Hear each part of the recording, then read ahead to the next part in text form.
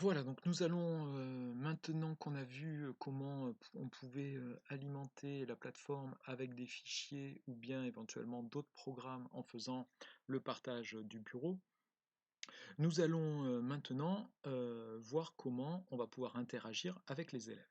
Donc pour pouvoir interagir avec les élèves, il vaut mieux se mettre sur le troisième onglet qui est ici, donc dans le panneau Collaborate. Nous avons le premier des paramètres, le deuxième le partage du contenu et on a le troisième qui correspond donc aux personnes présentes. Donc là, on voit que pour l'instant, il y a seulement un modérateur, c'est-à-dire moi en tant que formateur de la formation AF cours collectif. Et donc, je vais attendre la venue des élèves.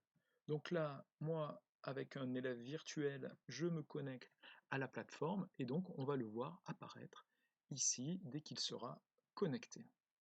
On voit qu'il est en train de se connecter. Voilà. Maintenant, il doit pouvoir voir nos...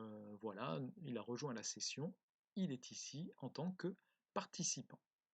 Admettons que nous avons commencé le cours, on a partagé du contenu, on pose des questions les plus régulièrement possibles, et quand un élève a envie d'intervenir, puisqu'il a son micro généralement fermé pendant toute la visioconférence, il va cliquer sur cette icône pour demander la parole. Donc c'est l'icône qui représente une personne avec un bras levé. Comme on le ferait en classe, on lève le bras pour pouvoir demander la parole.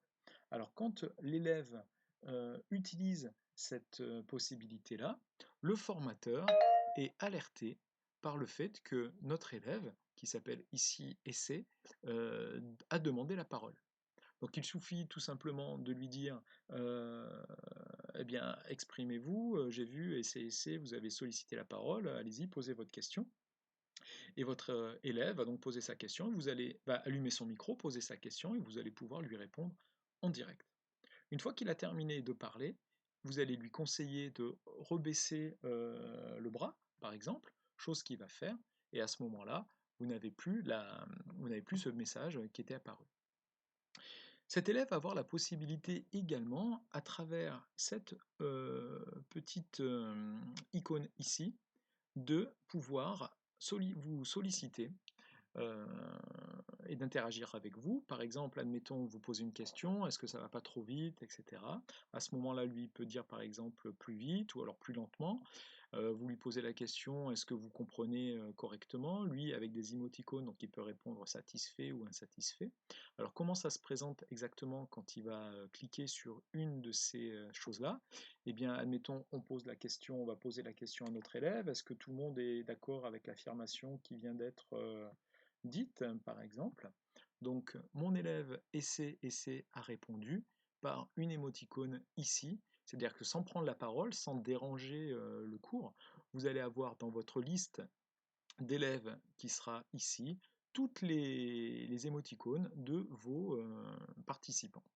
Voilà, donc ça ce sont des façons très concrètes d'interagir avec vos élèves. Ils ont la possibilité aussi de vous dire s'ils quittent la session ou bien s'ils sont absents. Son absence est matérialisée ici à côté de son nom par une petite horloge avec le statut absent. Admettons maintenant qu'il est de retour. À ce moment-là, cette icône disparaît. Éventuellement, ce qui peut être intéressant également par rapport à votre élève, c'est de s'intéresser aux deux petites icônes qui sont juste à côté de son nom.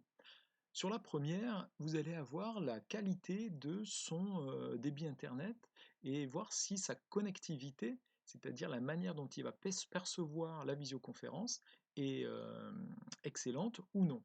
Là, en l'occurrence, mon élève a une très bonne connectivité. On voit que tout est écrit en vert et il est tout à fait capable de suivre la vidéoconférence sans aucune difficulté. Vous avez également dans la deuxième petite icône la possibilité de donner à votre élève des commandes particulières. Quand on clique dessus, on peut lui envoyer un message, il n'y a que lui qui le recevra, ou bien lui permettre de devenir modérateur, c'est-à-dire avoir les mêmes droits que vous, la possibilité de devenir présentateur. Donc à ce moment-là, il aura la possibilité de changer les slides d'un document qui lui-même chargerait. D'accord?